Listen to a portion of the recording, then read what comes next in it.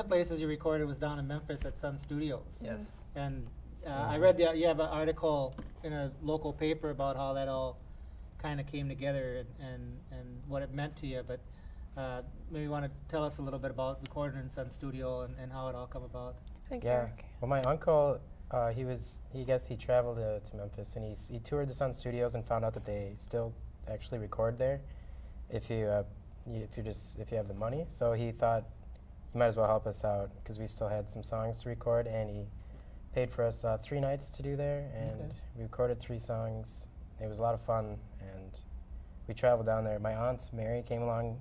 She wrote the article and kind of did a travel log with us, and then No, I mean, he really treated us like royalty. We were in a 4-star hotel, valet. I Oh, mean, wow. Yeah. It was really unbelievable. great. So you we were were rock truly stars, lucky huh? to You have were that experience. Yeah. got the rock star Yeah. Yeah. recording studio. Mhm. But the guy that actually records down there records everybody that comes, and everybody comes. It's Sun Studio, so Since everybody they- really wants to record there. since they're reopening, it's the original Yeah, same he's producer. been Yeah, he's been in that room since the 80s, so I mean, aside from like knowing the room, the acoustics really well, I mean, he recorded U2, Liz Phair, Tom Petty, I mean, everybody that's been through there. He Mhm. knew his stuff, and he definitely put his mark on our music, I guess. I was going to ask now, did he change the songs much, or did he He kind kind of suggest things, or did he actually? I mean, did it sound different? He wouldn't when you were actually done? give us any input while recording unless we kind of asked or said like, "What do you think?" Mm-hmm. One of our songs, he actually suggested putting a dual vocal on there, and we ended up going with that.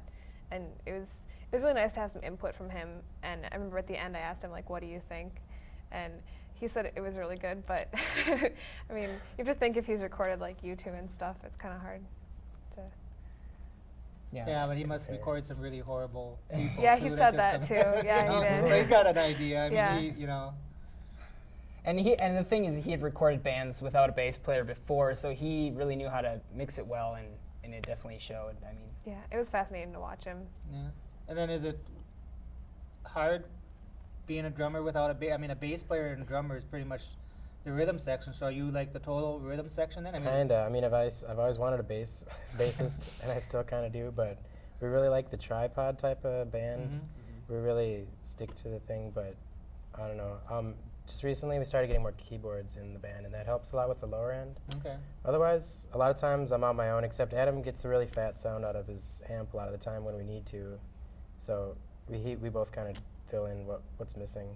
But then does that make it so you can't expand? On songs so much because usually it's the bassist and the drummer that brings the band back into the. yeah. I mean, it's difficult, and having her play keyboard has definitely freed me up to explore, more. But But Adam's got a pretty full-time job whenever we're on stage, yeah, Mhm.